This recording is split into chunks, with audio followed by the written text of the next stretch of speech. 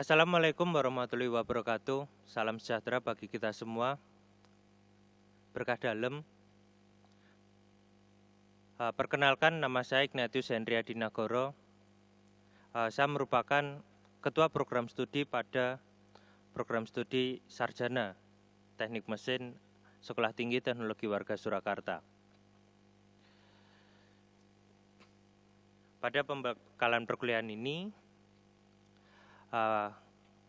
perkenankan saya memaparkan visi dan misi dari Program Studi Teknik Mesin Sekolah Tinggi Teknologi Warga Surakarta. Adapun visi Program Studi S1 Teknik Mesin Sekolah Tinggi Teknologi Warga Surakarta adalah untuk menjadi program studi teknik mesin yang unggul dalam pendidikan dan pengembangan teknologi, serta memiliki daya saing di tingkat internasional pada tahun 2040. Kemudian misinya diantaranya yang pertama adalah menyelenggarakan pendidikan teknik mesin untuk menghasilkan sarjana yang unggul, berbudi pekerti, dan berjiwa entrepreneur. Yang kedua, menyelenggarakan penelitian yang inovatif dan menyebarluaskan hasil pengembangan teknologi dalam bentuk kegiatan pengabdian kepada masyarakat guna meningkatkan taraf kehidupan masyarakat. Kemudian yang ketiga adalah mewujudkan kerjasama dengan masyarakat dan lingkungan sesuai dengan nilai norma, etika, dan moral berdasarkan Pancasila. Nah, untuk dapat mencapai dari visi dan misi tersebut, maka sistem pembelajaran pada Prodi S1 Teknik Mesin ini kita rancang dengan berorientasi pada produk. Nah, produk-produk yang kita harapkan, yang kita hasilkan, nanti harapannya bisa Anda gunakan untuk mengikuti kompetisi-kompetisi mahasiswa yang diselenggarakan oleh Dikti, maupun untuk menyelesaikan atau sebagai solusi permasalahan yang dihadapi oleh masyarakat dalam bentuk pengabdian masyarakat maupun program kreativitas mahasiswa. Kemudian produk-produk yang Anda buat itu harapannya telah berorientasi bisnis, sehingga apabila jenengan lulus dari program studi S1 Teknik Mesin besok berencana untuk menjadi wirausahawan, maka dari proses yang kita lalui selama 4 tahun di program studi S1 dapat menjadi bekal bagi Anda untuk mulai sebagai wirausahawan yang profesional di bidang keteknikan.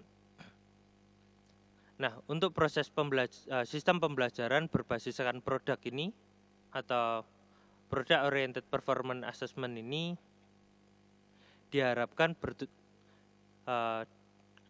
dapat mengajarkan kepada saudara-saudara sekalian, kepada mahasiswa tentang bagaimana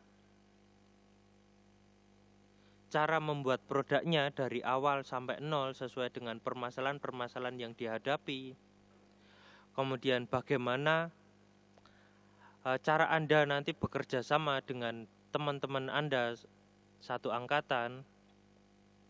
Kemudian juga bagaimana cara Anda untuk mempresentasikan hasil karya Anda dalam pameran karya cipta. Nah, untuk dapat mencapai Product Oriented Performance Assessment ini, maka dalam perkuliahan di sini bisa kita lihat selama 4 tahun nanti ada beberapa mata kuliah yang akan kita ikuti, yang akan Anda lalui bersama. Di antaranya pada semester 1 sini nanti Anda akan belajar membuat gambar secara manual melalui mata kuliah gambar teknik. Kemudian di sana nanti Anda akan kita ajarkan tentang bagaimana kita mencari analisis solusi pada permasalahan yang dihadapi. Misalkan untuk pada suatu line produksi, di situ prosesnya masih dilakukan secara manual dengan menggunakan peralatan-peralatan yang konvensional. Nah, dari survei yang Anda lakukan di lapangan, di situ nanti Anda akan kita ajarkan untuk membuat sketsa produk yang dapat kita gunakan untuk mengatasi masalah tersebut. Nah, dari analisis solusi yang kita buat, produk yang telah kita tentukan, alatnya apa, itu melalui mata kuliah gambar teknik, Anda akan diajarkan tentang bagaimana kita menentukan suatu desain, bagaimana membuat sketsa, bagaimana menentukan ukuran dari desain tersebut, kemudian bagaimana kita menentukan part-part apa saja yang akan digunakan untuk produknya tadi. Nah, kemudian hal tersebut nanti akan dikembangkan pada semester 2 melalui mata kuliah Computer Aided Design atau gambar mesin 2 gitu. Nah, di sana nanti Anda akan diajarkan tentang bagaimana teknik membuat desain spare part tadi dan juga desain produk dengan menggunakan software yaitu AutoCAD. Nah, pencapaian-pencapaian dari semester 1, 2 dan juga nanti yang dilanjutkan di semester 3 itu akan kita tuangkan ke dalam mata kuliah proyek mandiri 1 yang nantinya akan kita lalui di semester 4. Nah, pada mata kuliah proyek mandiri 1 nantinya mahasiswa Anda akan diarahkan untuk menjadi beberapa kelompok mahasiswa. Satu kelompok nanti kurang lebih isinya adalah 4 sampai dengan 5 orang. Nah, di sana nanti Anda akan membuat produk jadi atau membuat barang dari 0 sampai selesai. Nah, pada mata kuliah proyek mandiri 1 di sini nanti harapannya jenengan akan dapat belajar bagaimana kita menentukan atau membuat desain, kemudian bagaimana kita melakukan analisa, baik itu analisa permasalahan maupun analisa terhadap desain yang telah kita buat.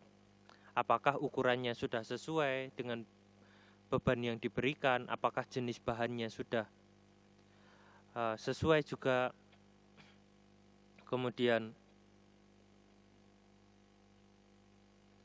apakah part-partnya itu sudah benar-benar aman untuk digunakan, begitu. Nah, nanti untuk mengatasi permasalahan tadi, maka di sana dari produk-produk dari part-part yang telah Anda gambar ke dalam bentuk gambar kerja maupun gambar 3 dimensi, di situ bisa kita lakukan komputasi untuk mengetahui apakah dia sudah sesuai dengan peruntukan, partnya sudah sesuai dengan peruntukannya atau belum. Kemudian di sisi lain, dari mata kuliah proyek mandiri 1 ini memungkinkan Anda untuk bisa berinovasi dalam menghasilkan solusi permasalahan atau dalam menghasilkan produk. Kemudian Anda juga dapat bekerja sama satu sama lain secara kelompok, sehingga komunikasi antar mahasiswa ini bisa terbentuk dengan baik. Kemudian nantinya akhir dari mata kuliah proyek mandiri 1 di sini Anda dapat mempresentasikan apa yang menjadi produk Anda kepada khalayak ramai melalui pameran yang kita selenggarakan pada akhir perkuliahan.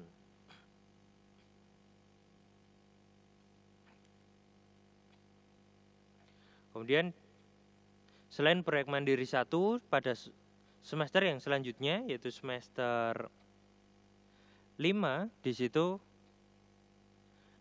Anda juga akan membuat proyek yang serupa melalui mata kuliah Proyek Mandiri 2. Nah, diharapkan dari mata kuliah ini nanti jenengan itu akan memiliki kemampuan untuk mendesain, kemudian kemampuan untuk membuat produk sesuai dengan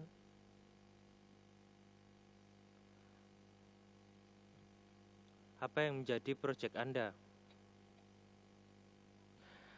Nah, kemudian ketika Anda memasuki semester 6, di semester 6 pada akhir semester 5 di situ nanti kita akan mengadakan seleksi konsentrasi. Nah, seleksi konsentrasi ini akan kita bagi menjadi 2 konsentrasi utama, yaitu konsentrasi material dan juga konsentrasi konversi energi. Dari pilihan konsentrasi yang telah Anda pilih, nanti akan Anda lalui perkuliahannya mulai dari semester 6 dan juga semester 7. Nah, untuk di konsentrasi material, adapun mata kuliah yang akan Anda lalui diantaranya nanti ada komputasi pengelasan, kemudian analisa kegagalan, kemudian teknologi keramik, teknologi serbuk, dan juga pengembangan produk komposit.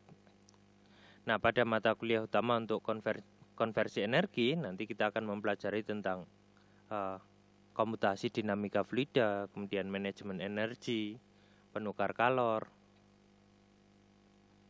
dan juga teknik pendingin, kemudian aliran dua fasa, dan juga teknik refrigerasi. Nah, diharapkan mata kuliah yang telah kita lalui ini dapat menjadi bekal bagi Anda untuk bersaing pada saat Anda lulus nanti. Jadi pada saat nanti Anda akan melamar pekerjaan pada perusahaan ataupun dapat digunakan juga sebagai bekal ketika Anda nanti berkeinginan untuk menjadi seorang wirausahawan di bidang keteknikan.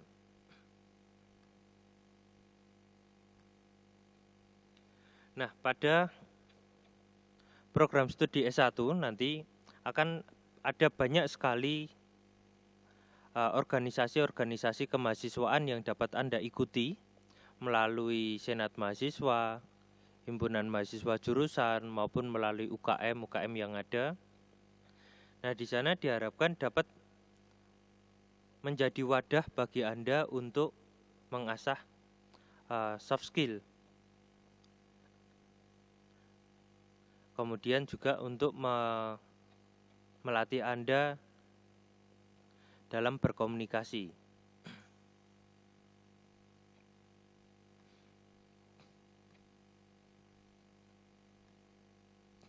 Nah, kemudian pada semester 6 di situ nanti akan ada mata kuliah KKN atau kuliah kerja nyata, di mana pada mata kuliah KKN ini nanti saudara itu akan terjun ke lapangan, kemudian Anda akan berinteraksi secara langsung dengan masyarakat untuk bisa menghasilkan produk yang harapannya produk tersebut bisa kita gunakan untuk mengatasi permasalahan yang terjadi yang ada di masyarakat. Sebagai contoh, misalkan mungkin kalau Anda ditempatkan untuk KKN di daerah Ngargoyoso, Karanganyar. Nah, di sana banyak sekali potensi-potensi alam yang dapat kita manfaatkan untuk membantu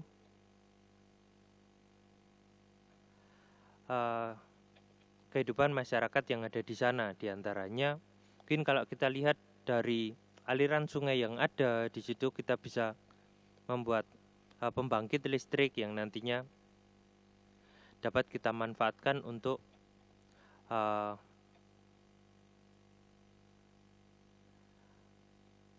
membuat sistem penerangan pada jalan-jalan yang ada di sana, seperti itu. Sehingga apa yang telah kita buat itu memiliki kebermanfaatan bagi masyarakat. Nah, kemudian pada tahun keempat di semester 8 nanti Anda akan mengikuti PKL. Nah, PKL ini diharapkan dapat menjadi proses PDKT antara Anda dengan perusahaan, sehingga di sana hal-hal apa saja yang telah Anda pelajari itu dapat kita terapkan secara langsung, disinkronkan dengan kondisi yang ada di perusahaan. Di sana juga Anda dapat belajar secara langsung dari apa saja yang terjadi di lapangan ketika nantinya Anda bekerja di industri. Nah, diharapkan ketika performa Anda baik selama melaksanakan PKL ini, PKL selain bisa memberikan wawasan bagi Anda, itu juga bisa meningkatkan tingkat kepercayaan dari perusahaan, sehingga nantinya ketika Anda lulus itu Anda dapat bekerja di perusahaan itu atau mungkin di perusahaan yang lain gitu. Nah, pada akhir semester di semester 8 di situ nanti Anda akan mengerjakan skripsi. Nah, pada skripsi ini nanti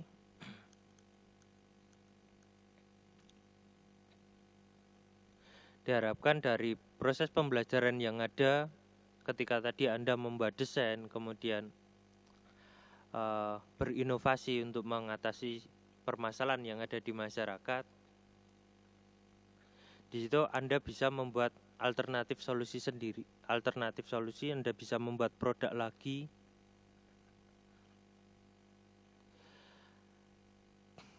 Yang tentunya diharapkan produk tersebut itu memiliki kebermanfaatan bagi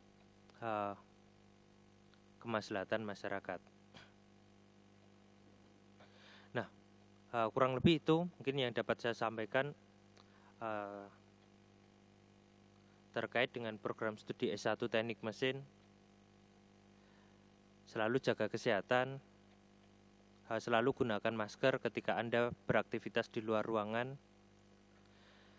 Akhir kata, Assalamualaikum warahmatullahi wabarakatuh. Selamat siang, terima kasih.